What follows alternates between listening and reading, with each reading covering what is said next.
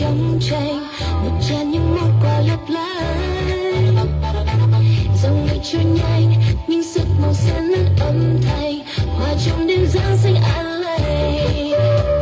Thật là vui, thật là vui, thật là vui như thế, thật tuyệt vời như thế, bao trái tim hoa nhịp say mê. Và tương lai cho ngày mai thế giới từ mọi nơi xa xôi ta đến với nhau không cách rời, bên nhau đón Giáng sinh trao tặng nhau những chân tình.